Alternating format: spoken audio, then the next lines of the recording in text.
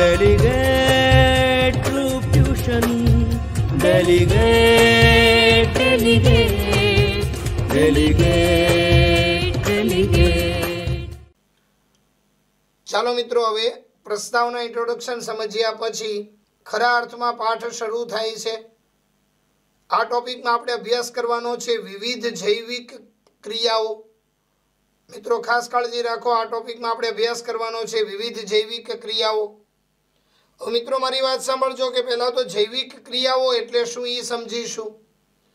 તો મિત્રો ખાસ કાળજી રાખો કે કોઈ પણ સજીવ, તમે સજીવનો કોઈ પણ પ્રકાર લઈ લો, વનસ્પતિ લઈ લો અથવા તો પ્રાણી લઈ લો, એક કોષીય લઈ લો કે બહુકોષીય લઈ લો, સૂક્ષ્મ સજીવ લ્યો કે વિશાળકાય સજીવ લ્યો, કોઈ પણ સજીવ એ પોતાનું જીવનનું અસ્તિત્વ ટકાવી રાખવા માટે, કોઈ પણ સજીવ એ પોતાના જીવનનું અસ્તિત્વ ટકાવી રાખવા માટે જે ક્રિયાઓ કરે છે, કોઈ પણ સજીવ પોતાના જીવનનું અસ્તિત્વ ટકાવી રાખવા માટે જે ક્રિયાઓ કરે છે એ તમામ ક્રિયાઓને જૈવિક ક્રિયાઓ કહે છે.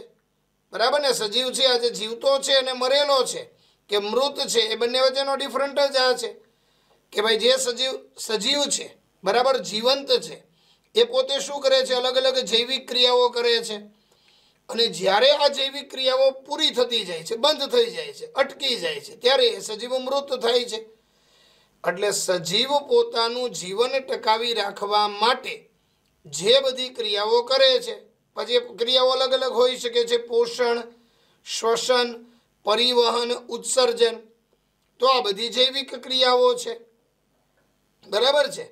હવે આપણે સૌથી પહેલા જૈવિક ક્રિયાઓની ડેફિનેશન, વ્યાખ્યા જોઈ લઈએ કે બધા જ સજીવો દ્વારા કરવામાં આવતી મુખ્ય ક્રિયાઓ, બધા જ સજીવો દ્વારા કરવામાં આવતી મુખ્ય ક્રિયાઓ જે સજીવનું અસ્તિત્વ જાળવી રાખવા માટે જરૂરી છે.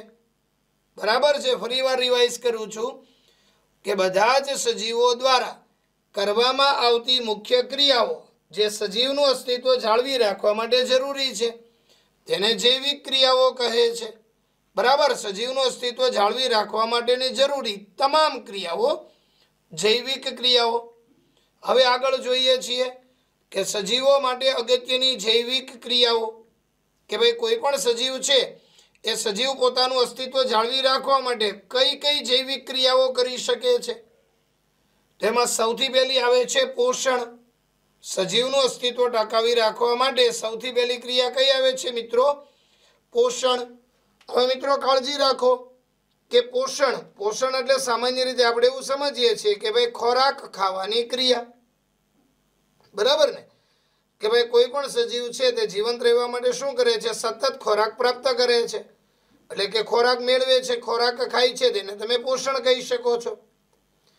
પણ મિત્રો મારી વાત સાંભળજો, પોષણ જે છે ને એ માત્ર ખોરાક પ્રાપ્ત કરવા જેટલી સીમિત વ્યાખ્યા નથી, સીમિત ડેફિનેશન નથી. તમે પોષણનો વિસ્તૃત અર્થ સમજો તો એવું સમજી શકાય કે ભાઈ કોઈ પણ સજીવ, બરાબર, ચાહે વનસ્પતિ, પ્રાણી, સૂક્ષ્મજીવ, મોટો સજીવ, કોઈ પણ, એ સજીવ એ પોષણ પ્રાપ્ત કરવા માટે, શક્તિ, ઉર્જા પ્રાપ્ત કરવા માટે બહારથી શરીરની અંદર જે પોષક દ્રવ્યો પ્રાપ્ત કરે છે, જે દ્રવ્ય પ્રાપ્ત કરે છે એને તમે પોષણ કહી શકો. માની લો પ્રાણીઓ છે તો પ્રાણીઓ શું કરે છે? ખોરાક પ્રાપ્ત કરે છે, શાકાહારી અથવા તો માંસાહારી. દરેક સજીવો શું કરે છે? દરેક પ્રાણીઓ પોતાનો ખોરાક બાહ્ય સજીવમાંથી મેળવે છે. આ જ પ્રમાણે વનસ્પતિ હશે તો વનસ્પતિ જે છે તે કોઈ બાહ્ય સજીવને ખાતી નથી, પણ વનસ્પતિ શું કરે છે? સૂર્યપ્રકાશ અને જમીનમાંથી પોષક દ્રવ્ય, વાતાવરણમાંથી કાર્બન ડાયોક્સાઇડ વગેરે પ્રાપ્ત કરી અને પોતાનો ખોરાક પોતાની જાતે બનાવે છે. પણ એ પણ શું કરે છે? બહારથી પોષક દ્રવ્યોને શરીરમાં દાખલ કરે છે. એટલે બહારથી પોષક દ્રવ્યોને શરીરની અંદર દાખલ કરી અને ઉર્જા પ્રાપ્ત કરવાની ક્રિયા એને પોષણ કહે છે. હવે આપણે પોષણની ડેફિનેશન જોઈએ કે ઉર્જાના સ્ત્રોતને ખોરાક સ્વરૂપે બહારથી સજીવના શરીરની અંદર દાખલ કરવાની ક્રિયાને, ફરી એક વખત રિપીટ કરાવું છું કે ઉર્જાના સ્ત્રોતને ખોરાક રૂપે બહારથી સજીવના શરીરની અંદર દાખલ કરવાની ક્રિયાને પોષણ કહે છે. બરાબર, બહારથી જે દ્રવ્યો અંદર દાખલ થાય છે એ પોષણ કહેવાય. હવે એમાં આગળ જોઈએ કે કોઈ પણ સજીવ છે, બરાબર, એ જ્યારે ખોરાક પ્રાપ્ત કરે છે એ ખોરાક એટલે કે ખાદ્ય પદાર્થ હંમેશા કાર્બન આધારિત હોય છે. બરાબર, આપણે માની લો મનુષ્ય છે એ શાકાહારી અથવા તો માંસાહારી હોઈ શકે, તો શાકાહારી સ્વરૂપે વનસ્પતિ પ્રાપ્ત કરે છે તો એ પણ ખાદ્ય પદાર્થ કાર્બન આધારિત છે. માંસાહારી સજીવો છે એ પ્રાણીઓને ખાય છે, એ પણ કાર્બન આધારિત જ ખોરાક છે. એટલે નેક્સ્ટ ટોપિક એવો આવે છે કે મોટા ભાગના ખાદ્ય પદાર્થો એ કાર્બન આધારિત છે. આ કાર્બન સ્ત્રોતોની જટિલતાને અનુસરીને વિવિધ સજીવો વિવિધ પ્રકારના પોષણની ક્રિયાઓનો ઉપયોગ કરે છે. આપણે આ જ પાઠમાં આગળ આવશે પોષણના વિવિધ પ્રકારો. દરેક સજીવની પોષણ પદ્ધતિ સમાન નથી. અમુક સજીવો છે એ પોતાનો ખોરાક પોતાની જાતે બનાવતા હોય છે તો સ્વયંપોષી પોષણ કહેવાય. અમુક સજીવો છે તે ખોરાક માટે બીજા સજીવ ઉપર આધાર રાખે છે તો એને વિષમપોષી પોષણ કહેવાય. એટલે દરેક સજીવો છે તે પોતાના જીવનને પોતાની જે પોષણની ક્રિયા છે એને અનુલક્ષીને વિવિધ પ્રકારના પોષણ દર્શાવતા હોય છે. હવે જીવંત પ્રક્રિયામાં પોષણનો અભ્યાસ કર્યા પછી નેક્સ્ટ ટોપિક આવે છે શ્વસન. બરાબર, શ્વસન પણ એ એક પ્રકારની અગત્યની પોષણની જ પ્રક્રિયા છે. પોષણની જૈવિક ક્રિયા છે. શ્વસન પણ સજીવનું અસ્તિત્વ ટકાવી રાખવા માટે એક અગત્યની જૈવિક ક્રિયા છે. હવે મિત્રો ખાસ કાળજી રાખો કે શ્વસન તમે સામાન્ય રીતે સમજો તો શું હોય કે ભાઈ આપણે શ્વાસ અંદર લઈએ અને શ્વાસ બહાર કાઢીએ. શ્વાસોશ્વાસ જે કરીએ છીએ એને શ્વસન કહેવાય. પણ મિત્રો યાદ રાખો કે શ્વસન જે છે ને એ માત્ર શ્વાસ લેવો અને બહાર કાઢવો એ પૂરતી મર્યાદિત નથી. આખી શ્વસનની ક્રિયા તમે વિગતવાર સમજો તો કંઈક એવું સમજી શકાય કે તમે જે શ્વસન ઓક્સિજન વાયુ અંદર લ્યો છો, વાયુ અંદર જે જાય છે એ અંદર જઈ અને પોષણને અંતે જે ઘટકો બન્યા છે એની સાથે સંયોજાય છે અને સંયોજાય અને એમાંથી ઉર્જા ઉત્પન્ન કરે છે. બરાબર, આપણે જ્યારે શ્વાસ લઈએ છીએ ને મિત્રો ત્યારે આપણો જે ઓક્સિજન છે શ્વાસમાં અંદર જતો ઓક્સિજન એ રુધિરમાં એટલે કે લોહીમાં ભળે છે. લોહીમાં ભળ્યા બાદ શરીરના દરેકે દરેક કોષોમાં જાય છે અને આ દરેકે દરેક કોષોની અંદર પાચન થયા પછીની ઉર્જા પહોંચેલી હોય છે. એટલે કોષોની અંદર પોષક દ્રવ્ય અને ઓક્સિજનની મદદથી ઉર્જા ઉત્પન્ન થવાની ક્રિયા એને તમે શ્વસન કહી શકો. જોકે શ્વસનની વિગતવાર અભ્યાસ આ જ પાઠમાં આગળ આવવાનો છે. અત્યારે માત્ર પ્રાસ્તાવિક વ્યાખ્યા સમજીએ શ્વસનની કે શ્વસન દ્વારા, બરાબર, પહેલાં તો આપણે શ્વસનની વ્યાખ્યા જોઈએ કે સજીવ કોષોમાં કોષીય જરૂરિયાત માટે ઉર્જા પૂરી પાડવા ગ્લુકોઝ જેવા સ્ત્રોતનું ઓક્સિજનની હાજરી અથવા તો ગેરહાજરીમાં વિઘટન થવાની ક્રિયા. બરાબર, જે પોષક દ્રવ્યો તમે પ્રાપ્ત કર્યા છે એ પોષક દ્રવ્યોનું ઓક્સિજનની હાજરી અથવા તો ગેરહાજરી, કારણ કે શ્વસનના બે પ્રકાર આવશે, જારક અને અજારક. એટલે કે ઓક્સિજનની હાજરી અથવા તો ગેરહાજરીમાં વિઘટન થવાની ક્રિયા એને તમે શ્વસન કહી શકો છો. બરાબર છે. હવે આપણે શ્વસનની ડેફિનેશન હજી એક વખત રિપીટ કરાવીએ છીએ કે સજીવ કોષોમાં કોષીય જરૂરિયાતોને માટે ઉર્જા પૂરી પાડવા ગ્લુકોઝ જેવા ખોરાક સ્ત્રોતનું ઓક્સિજનની હાજરી અથવા તો ગેરહાજરીમાં વિઘટન થવાની ક્રિયાને શ્વસન કહે છે. હવે શ્વસન દ્વારા કાર્બન આધારિત ખાદ્ય પદાર્થોનું વિઘટન અને મુક્ત થતી ઉર્જા એ એટીપીમાં રૂપાંતર થાય છે. આ એટીપી વિશે આ જ પાઠમાં આગળ અભ્યાસ આવશે. અત્યારે આપણે એને બહુ સમજાવતા નથી વિગતવાર. તમે શોર્ટમાં આટલું સમજી શકો કે ઓક્સિજન અને પોષક દ્રવ્યોનું વિઘટન થાય અને ઉર્જા મુક્ત થાય છે એને શ્વસન કહેવાય. હવે આપણે શ્વસનના બે પ્રકાર આવે છે. શ્વસનના બે પ્રકારમાં જારક અને અજારક બે આવે છે. હવે આપણને એવું થાય કે ભાઈ સર એ વિગતવાર સમજાવો. તો માની લો કોઈ સજીવ ઓક્સિજનની હાજરીમાં શ્વસન કરે છે તો એને જારક શ્વસન કહેવાય, જારક સજીવ કહેવાય. અને માની લો કોઈ સજીવ એવો છે કે જે ઓક્સિજનની ગેરહાજરીમાં વિઘટનની પ્રક્રિયા કરે છે તો એને અજારક શ્વસન કહી શકાય। બરાબર છે। જોઈએ ટોપિક કે મોટાભાગના સજીવો ઓક્સિજનનો ઉપયોગ કરતા હોવાથી એ જારક જીવી સજીવો કહેવામાં આવે છે। બરાબર। શ્વસનની હાજરી માટે શ્વસન માટે ઓક્સિજનની હાજરી જરૂરી હોય તો જારક શ્વસન કહે છે। બરાબર છે। જ્યારે કેટલાક સજીવોની ક્રિયામાં ઓક્સિજન ઉપયોગ કરતા નથી, અમુક સજીવો એવા છે કે જે શ્વસનની ક્રિયામાં ઓક્સિજનનો ઉપયોગ કરતા નથી, તો આને અજારક જીવી સજીવો કહે છે। એટલે મિત્રો ખાસ કાળજી રાખો કે શ્વસનના બે પ્રકાર અભ્યાસ કરીશું, જારક શ્વસન, અજારક શ્વસન। ઓક્સિજનની હાજરીમાં થતું હોય તો જારક શ્વસન અને ઓક્સિજનની ગેરહાજરીમાં થતું હોય તો અજારક શ્વસન। ચાલો હવે જૈવિક ક્રિયાઓમાં બીજી બે ક્રિયાઓનો અભ્યાસ કરીશું ક્રમશઃ।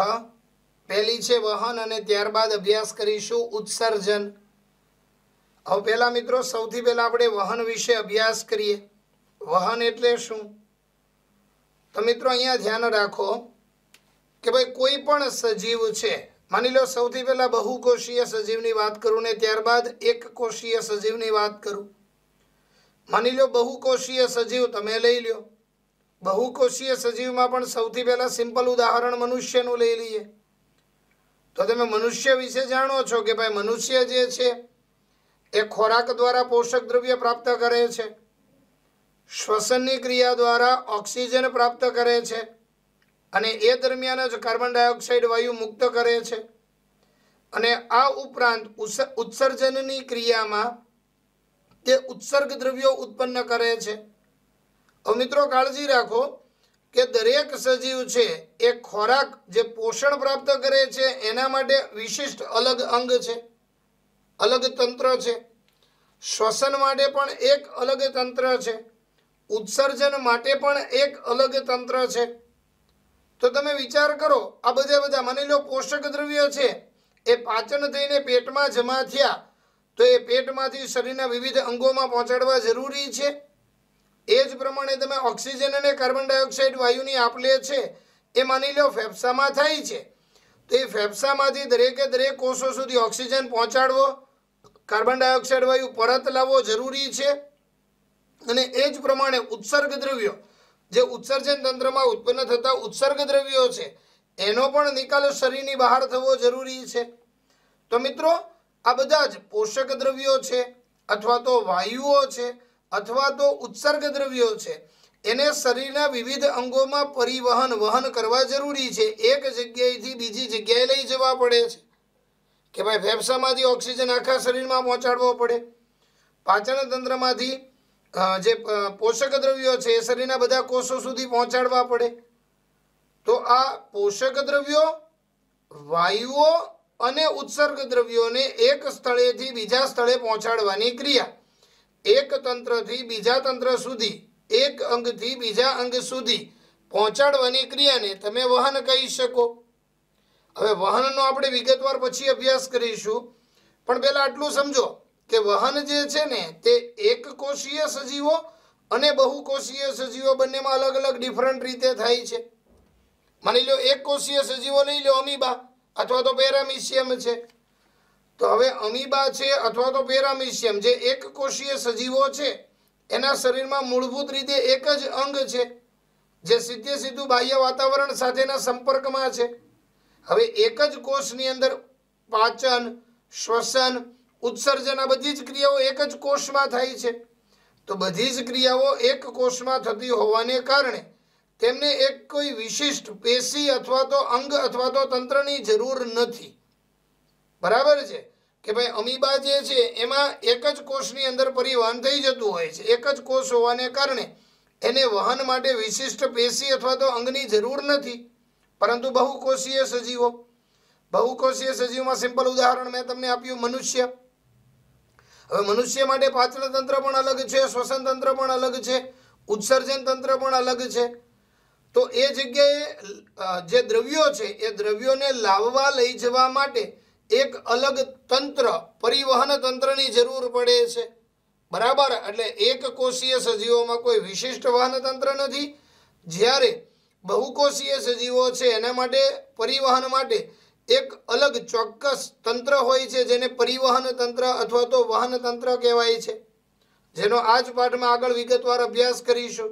હવે આપણે એની થિયરી જોઈએ છીએ કે વહન એક કોષીય સજીવોમાં ખોરાક ગ્રહણ માટે, વાયુઓની આપલે માટે કે ઉત્સર્ગ દ્રવ્યોના નિકાલ માટે કોઈ વિશિષ્ટ અંગની જરૂરિયાત હોતી નથી. મેં તમને કીધું ને ભાઈ એક કોષીય સજીવો છે એના શરીરમાં એક જ કોષ છે જે સીધો બાહ્ય વાતાવરણ સાથેના સંપર્કમાં છે.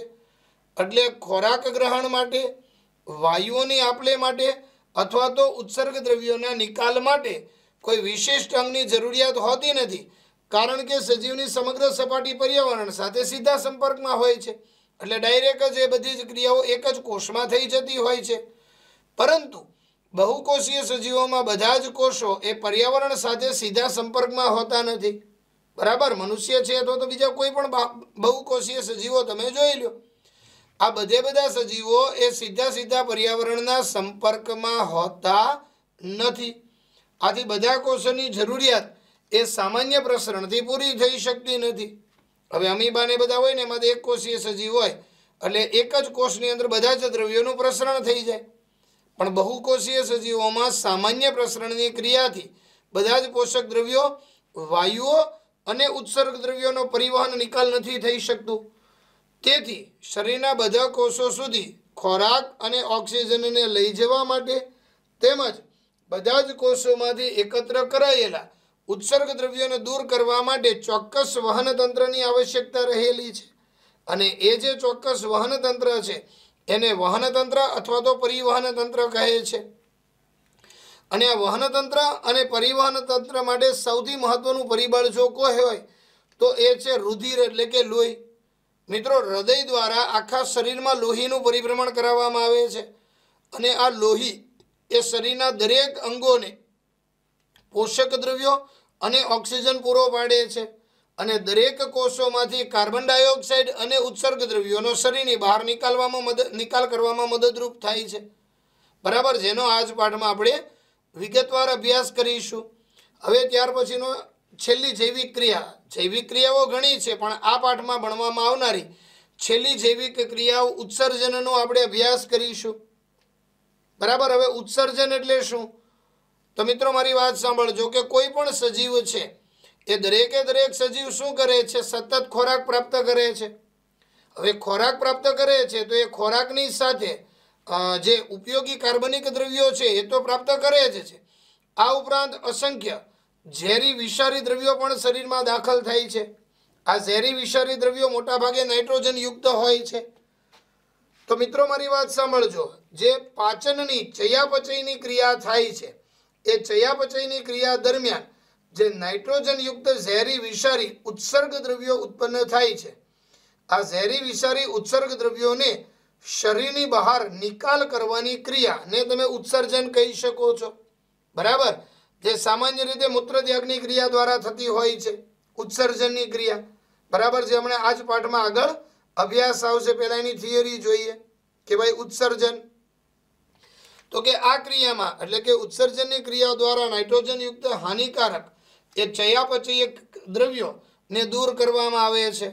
જે ચયાપચયની ક્રિયા થાય છે એ ચયાપચયની ક્રિયા દરમિયાન ઉત્પન્ન થયેલા હાનિકારક વિષારી દ્રવ્યોને દૂર કરવાની ક્રિયા એટલે કે ઉત્સર્જન. હવે એક કોષીય સજીવોને બહુકોષીય, આમાં પણ પહેલા વહન જેવું જ આવ્યું કે ભાઈ એક કોષીય સજીવો છે તો એના શરીરમાં એક જ કોષ હોવાને કારણે એ સાદા પ્રસરણની પ્રક્રિયા દ્વારા સરળતાથી ઉત્સર્જન કરી શકે છે. બરાબર, એના માટે કોઈ વિશિષ્ટ પેશી અથવા તો અંગની જરૂરિયાત નથી. પણ બહુકોષીય સજીવોના દરેક કોષો એ બાહ્ય વાતાવરણના સંપર્કમાં ન હોવાને કારણે માત્ર જે વાતાવરણ છે અથવા તો પ્રસરણ છે એ પ્રક્રિયા દ્વારા એ ઉત્સર્જન નહીં કરી શકે. એટલે બહુકોષીય સજીવોમાં ઉત્સર્જન તંત્ર માટે ચોક્કસ પેશી અથવા તો અંગતંત્ર હોય છે. જોઈએ આમાં કે એક કોષીય પ્રાણીઓ કોષ સપાટી દ્વારા સાદા પ્રસરણથી ઉત્સર્જન દ્રવ્યો દૂર કરે છે, પરંતુ બહુકોષીય સજીવોમાં ઉત્સર્જન માટે વિશિષ્ટ પેશી અથવા તો અંગતંત્ર હોય છે. બરાબર છે. હવે આપણે આ ટોપિકમાં મિત્રો તમે સમજો કે જે જૈવિક ક્રિયાઓ આપણે ક્રમશઃ 4 સમજ્યા: પોષણ, શ્વસન, વહન અને ઉત્સર્જન. એ તમામ વિશે માત્ર પ્રાથમિક માહિતી જોઈ છે. હવે આ જ પાઠમાં આગળ આપણે તમામ પ્રક્રિયાઓ વિશે વિગતવાર આકૃતિ સહ અભ્યાસ કરીશું.